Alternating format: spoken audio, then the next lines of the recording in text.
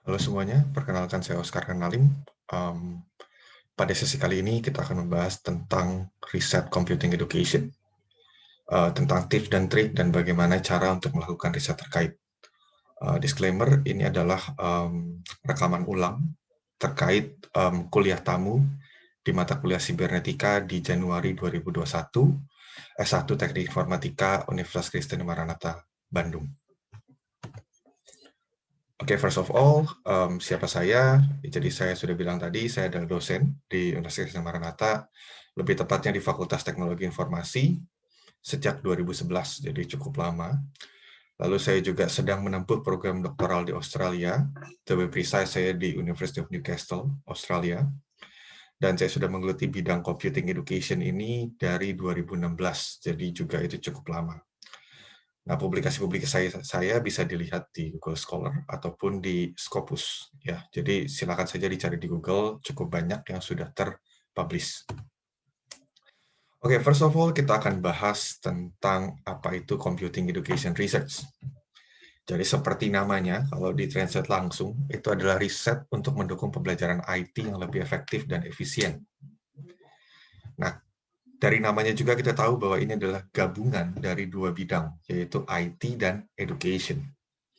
Jadi jangan heran kalau ketika baca paper-paper di computing education, itu kalau dilihat ternyata ada nyambung-nyambungnya ke pendidikan gitu. Dan yang paling penting yang perlu kita tahu adalah di sini ini sangat praktikal karena bisa langsung diimplement. Jadi kita bukan membahas teori-teori yang ya sukar diimplementasikan. Pola risetnya kurang lebih sama dengan riset-riset sebelumnya ataupun riset-riset yang ada di bidang lain. Jadi pertama kita pasti identifikasi masalah, lalu ada studi literatur, kita pengajuan ide solusi, lalu implementasi, dan terakhir adalah pengujian. Nah, cuman bedanya di sini adalah tentu saja topik spesifiknya. Ya, sebagai contoh, untuk identifikasi masalah, biasanya computing education research itu akan fokus ke kesulitan yang dirasakan oleh siswa. Ya bisa juga kesulitan yang dirasakan oleh pengajar ataupun tutor, itu juga bisa. Gitu.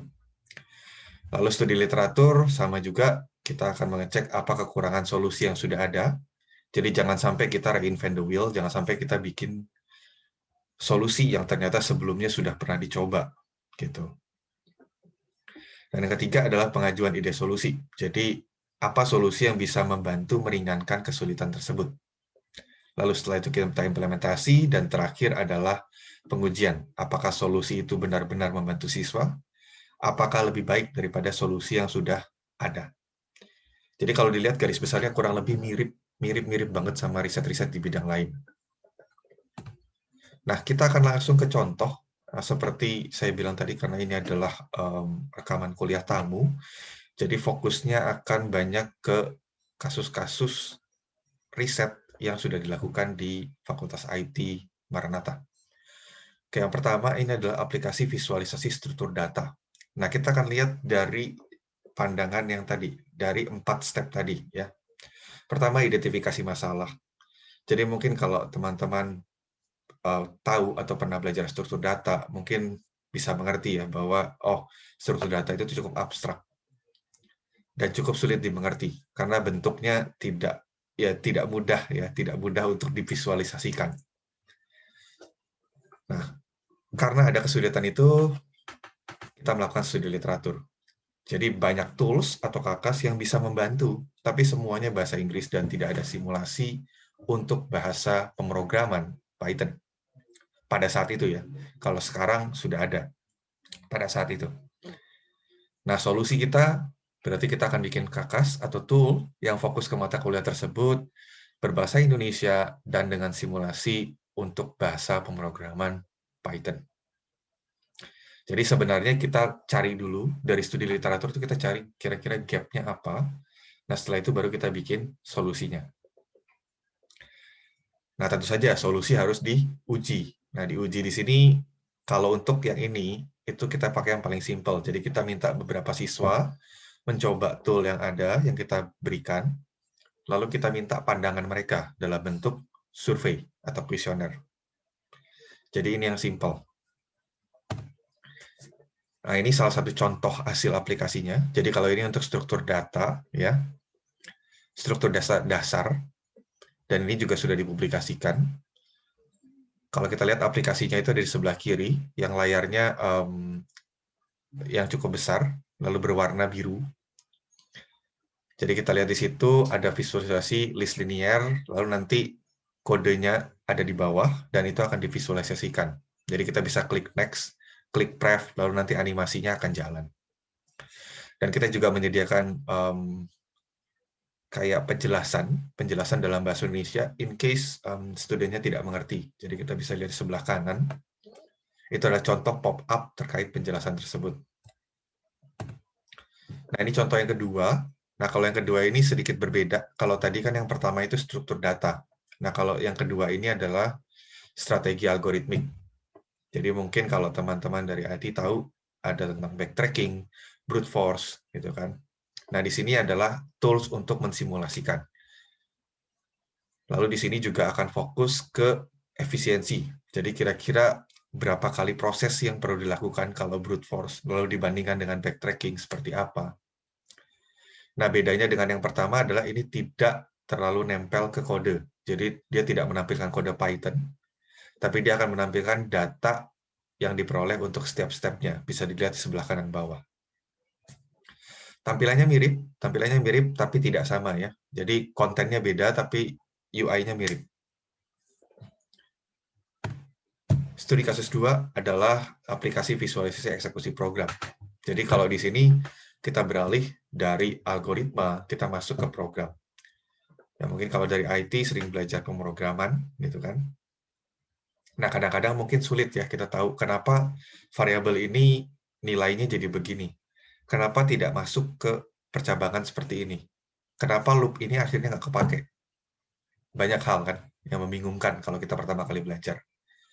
Nah, karena ada masalah itu, maka kita studi literatur.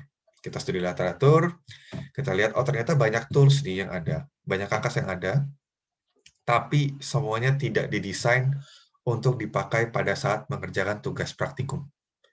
Jadi kebanyakan itu mereka sistemnya adalah kode yang udah jadi, disubmit, lalu setelah itu mereka akan visualisasi jalannya seperti apa. Jadi mereka tidak memvisualisasi ketika student sedang mengerjakan program tersebut. Nah, masalahnya kan ini kan kebutuhannya kadang-kadang mahasiswa tuh bingung ketika dia lagi mengerjakan praktikum atau tugas. Bukan ketika dia sudah selesai mengerjakan tugas kan. Kalau sudah selesai berarti sudah beres no, gitu. Nah, maka solusinya kita bikin kakak simulasi yang bisa dipakai pada saat mengerjakan tugas praktikum pemrograman.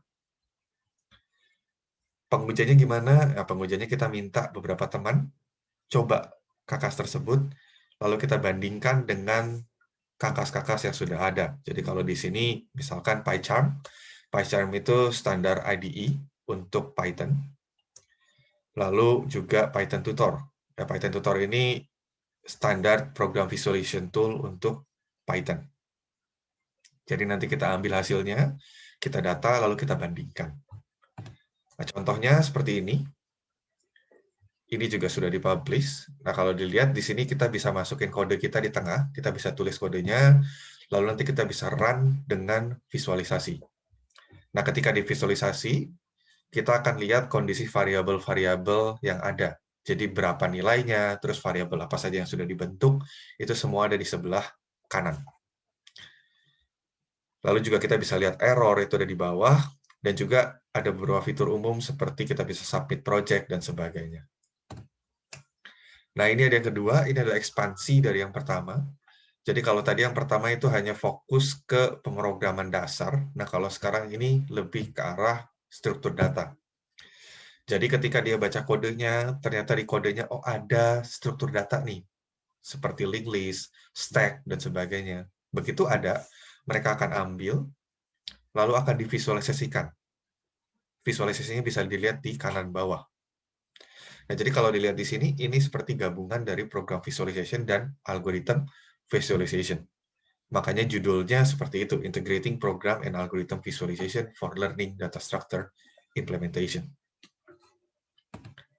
Nah, contoh lain lagi. Jadi sebenarnya riset computing education ini banyak banget yang bisa dipakai, gitu ya. Dan aplikatif banget. Ketiga, ini adalah deteksi kesamaan kode untuk mengecek plagiarisme. Ya mungkin sekarang lagi booming tentang yang namanya Turnitin, gitu kan. Jadi ada mahasiswa mungkin yang mengerjakan tugasnya tidak mandiri, jadi dia ngambil punya orang dan sebagainya.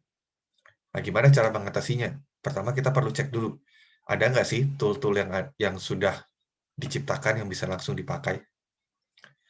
Ternyata setelah dicek, oh ada tapi mereka hanya fokus untuk mengecek kesamaan. Jadi mereka mendefinisikan plagiarisme itu primarily didasarkan dari kesamaan. Ya tentu tetap ada intervensi manusia untuk mengecek apakah benar itu kasus untuk plagiarisme atau bukan. Tapi sebenarnya kalau kita lihat kesamaan doang kurang kan. Karena kadang ada beberapa tugas yang ternyata kesamaannya sama sebenarnya, kesamaannya tinggi. Maaf, kesamaannya tinggi. Tapi mereka nggak nyontek. Contoh misalkan tugas-tugas yang simple. Nampilin hello world, ya kan itu pasti sama. Mau nyontek mau nggak, sama gitu. Kita nggak bisa basis dari kesamaan. Nah, karena itu di sini ada tambah dua aspek lagi, yaitu posisi tempat duduk dan bagaimana proses pembuatan kodenya. Nah, posisi tempat duduk ini tentu saja sebelum pandemi ya, karena kalau sekarang semua online susah juga gitu ya. Jadi posisi tempat duduk ini berarti kita hanya fokus ke yang duduknya bersebelahan atau sekitar. Kan nggak mungkin ya kalau di kelas kita lagi tugas gitu kan, lagi ngerjain tugas, ada yang nyontek dari ujung kelas ke ujung satunya, itu kan nggak mungkin. Kecuali ya internetnya dinyalain, itu lain cerita gitu. Lalu yang kedua adalah proses pembuatan kode. Jadi kalau ternyata, oh kodenya ini kok kayak ngikutin kode sebelahnya, nah kan berarti kan kita bisa bilang bahwa dia nyontek gitu. Terus oh kalau ternyata tiba-tiba oh ada kodenya kok berubah drastis, kan bisa jadi itu efek copy paste.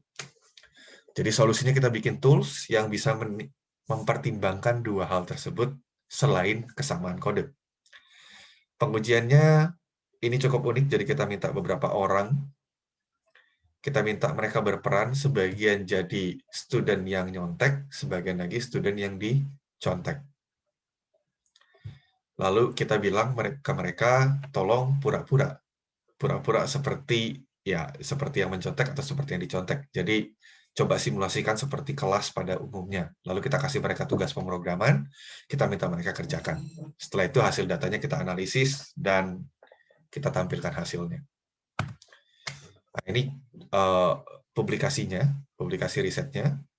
Jadi kalau dilihat di tampilan kiri, itu kita punya tampilan untuk mendeteksi berdasarkan tempat duduk. Jadi kalau dilihat di sini, dia hanya mendeteksi sekitarnya. Kotak-kotak yang warna hijau, itu artinya adalah tempat duduknya. Lalu kotak-kotak lainnya adalah komparasi perbandingan. Nah, kalau merah itu artinya mencurigakan, perlu diobservasi lebih jauh. Nah, kalau ketika kita observasi lebih jauh, kita juga bisa lihat graf seperti yang di sebelah kanan. Graf ini adalah terkait tentang aktivitasnya si student.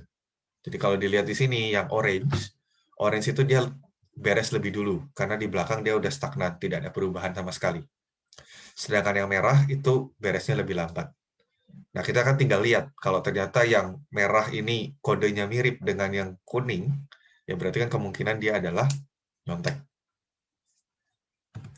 Ada juga yang kedua, yaitu ini efisien and sensitive. Jadi kalau di sini fokusnya lain, fokusnya lebih ke teknis. Jadi lebih ke arah kita lihat bahwa deteksi plagiat kesamaan sekarang tidak efisien. Nah, karena tidak efisien maka perlu dibikin yang efisien. Nah, cara efisiennya gimana? Ketimbang membandingkan semua dengan algoritma string matching yang makan waktu, kita pakai algoritma information retrieval. Information retrieval itu konsepnya search engine. Kalian tahu kan kalau search engine nyari itu cepat banget gitu. Jadi pertama kita pakai search engine dulu, model-model search engine. Lalu setelah itu hasilnya baru kita passing untuk komparasi dengan string matching. Nah, lalu setelah itu kalau misalkan udah ketemu yang mencurigakan, itu semua akan ditampilkan dalam matriks. Jadi kalau dilihat di tampilan yang sebelah kiri, ya, tampil sebelah kiri yang ada di sini, ada warna merah-merahnya, itu artinya mencurigakan. Nah, matriks ini intinya adalah perbandingan dari semua tugas mahasiswa yang dikumpulkan, satu sama lain. Lalu setelah itu kalau kita klik salah satu titiknya, itu dia akan menampilkan panel seperti yang di kanan. Jadi dia akan menampilkan bagian mana sih yang sama, karena tadi kita nggak bisa percaya 100% sama sistem. Ketika kita mendeteksi plagiarisme, kita harus tahu bahwa ini benar-benar punya bukti yang sangat meyakinkan. Yang berikutnya, boleh nggak sih kalau tidak develop tool? Gitu ya. Jadi kalau dilihat di sini, riset sebenarnya tidak harus developing tool. Contoh di sini adalah penerapan pair programming. Jadi sebenarnya kalau dilihat, ada beberapa mahasiswa yang punya kesulitan untuk belajar pemrograman, dan kita tahu di industri ada istilahnya namanya pair programming. Jadi pair programming ini mengerjakan sesuatu secara bersamaan. Nah, tapi kalau dilihat, tidak ada studi yang mencoba memasangkan siswa pintar dengan siswa lambat. Pada saat itu ya, bukan sekarang, pada saat itu. Nah, jadi kita coba solusinya. Bisa nggak sih kalau kita pasangin yang lambat dengan yang pintar, dengan harapan yang lambat akan belajar ke yang pintar, dan yang pintar akan lebih pintar karena mengajari yang lambat. Tentu kita harus ada mekanisme preventif kalau ternyata akhirnya yang pintar ngerjain sendiri. Jadi kalau di kita, di akhir perkuliahan, kita akan tanya mahasiswa-mahasiswa yang lambat, apakah mereka mengerti tentang kode tersebut. Jadi tentu kita tes. Jadi kita tes, dan kalau mereka gagal, nilai mereka, termasuk yang pintar, itu bakal dibagi 2. Jadi dengan cara ini sebenarnya secara tidak langsung, si siswa pintar bakal punya responsibility untuk ngajarin yang lambat. Nah, pengujiannya dilakukan selama 1 semester, jadi kita pakai minggu ganjil dan minggu genap, kita pisah. Jadi kalau ganjil itu artinya siswa mengerjakan tugas perorangan, lalu genap itu artinya siswa pintar dipasangkan dengan siswa yang kurang. Nah, pengujiannya tahu dari mana ini lebih efektif, kita bandingkan. Bandingkan minggu ganjil dengan minggu genap. Ya, kalau ternyata minggu genap, yang artinya mereka semua pair programming itu nilainya lebih tinggi, berarti kan mungkin mereka lebih efektif. Ya, tentu banyak hal yang lebih teknis yang dibahas. Tapi ya karena ini hanya overview, saya tidak akan bahas lebih detail. Nah, ini contohnya, dan kita sudah punya 2 ya, dari Maranatha sendiri. Jadi yang pertama itu kita cobakan ke introductory programming, lalu yang kedua adalah untuk ke struktur data. Nah, jadi perlu diingat bahwa kalaupun topiknya sama, tapi diimplement ke bidang yang berbeda, domain yang berbeda, itu tidak masalah.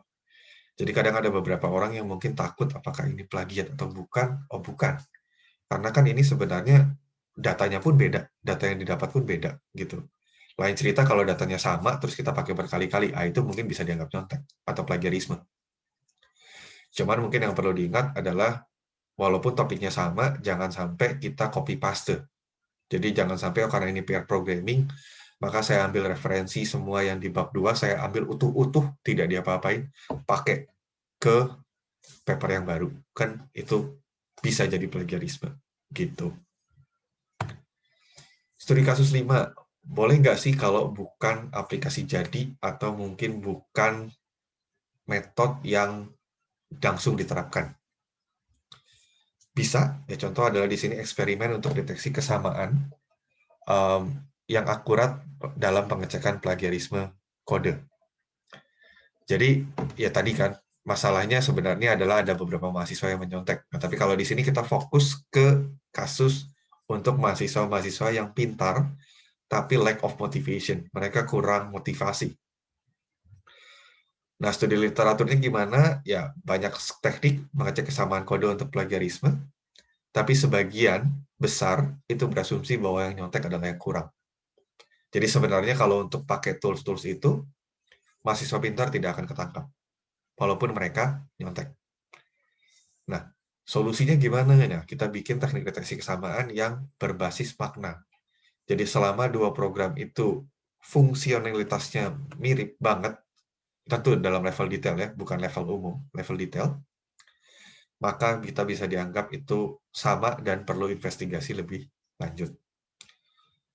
Pengujiannya ini nggak perlu mahasiswa secara langsung. Jadi kita ambil dataset gitu kan, dataset kode pemrograman aja, ambil 1 semester, lalu kita ukur efektivitasnya, kita bandingin sama teknik-teknik yang sudah ada. Selesai.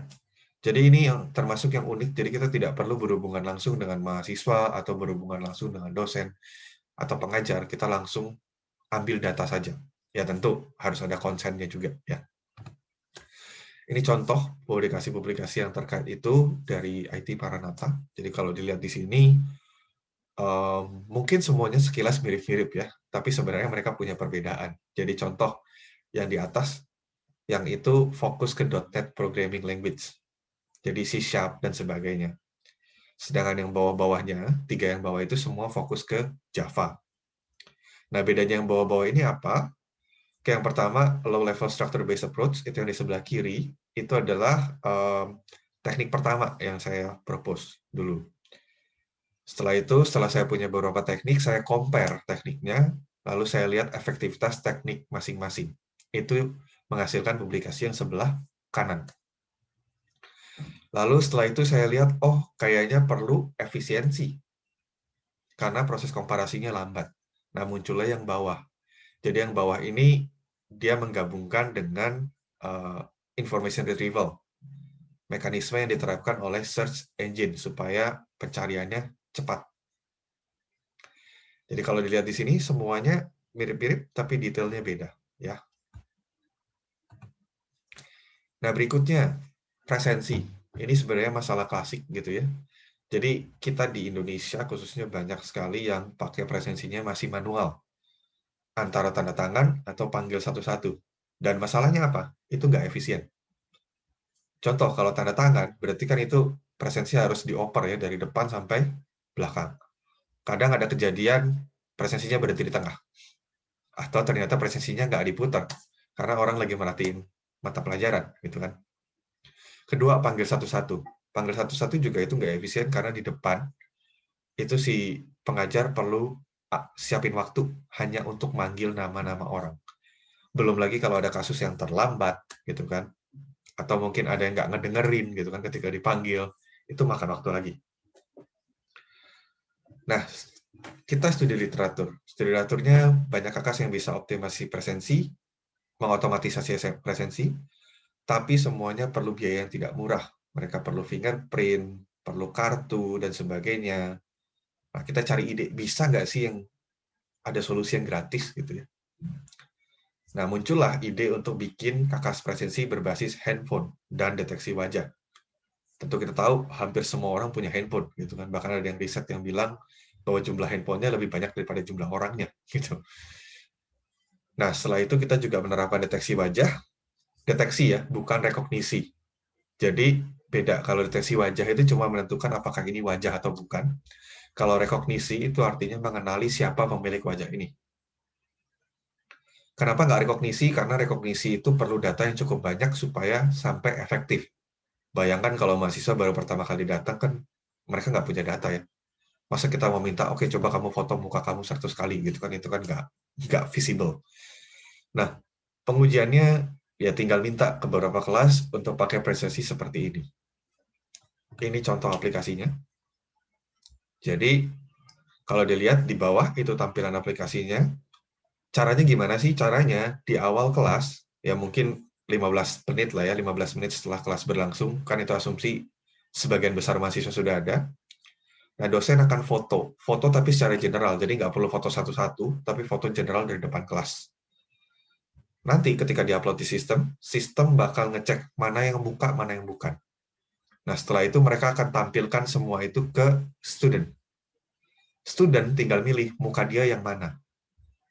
Tentu kita punya mekanisme kalau ternyata ada yang salah klik muka orang lain, atau ternyata yang mukanya tidak terdeteksi. Kita punya mekanisme seperti itu. Tapi ya, in generalnya, seperti itu prosesnya. Setelah itu nanti itu akan otomatis menjadi daftar kehadiran mereka. Nah, itu contoh-contohnya. Jadi kalau dilihat, banyak banget contohnya dan bisa macam-macam ya. Tidak harus bikin tools. Jadi bisa jadi juga kita pakai teknik yang sudah ada, kita coba terapkan, itu oke. Ataupun tools yang sudah ada, kita pakai dan terapkan, itu oke. Nah, pertanyaannya apakah hasil risetnya wajib dipakai? Ya, tentu semua orang pasti pengen bilangnya iya, gitu kan. Tapi banyak faktor gitu kenapa riset akhirnya tidak dipakai ujung-ujungnya. Yang pertama adalah tentu sistem operasi. Jadi kadang mungkin kita bikin fokus untuk Windows. Nah, terus ternyata ketika mau dipakai, ternyata pengajarnya pakainya Linux, kan nggak bisa. Ya, tentu bisa, tapi ada beberapa exception kan. Kedua, security. Jadi, kalau kita bikin aplikasi jadi yang siap pakai, tentu kita harus menangani yang namanya pengguna-pengguna iseng.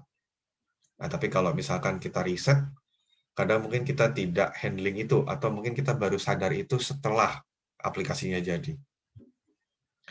Lalu juga error tidak terduga, ini juga umum. Jadi saya lihat ada beberapa juga riset sudah jadi, tapi ketika mau dicobakan pakai, ternyata ada unexpected error. Dan juga kebutuhan-kebutuhan khusus. Kadang mungkin minor, tapi ternyata setelah dilihat sama pengajar, ketika pengajar pakai atau siswa pakai, itu butuh.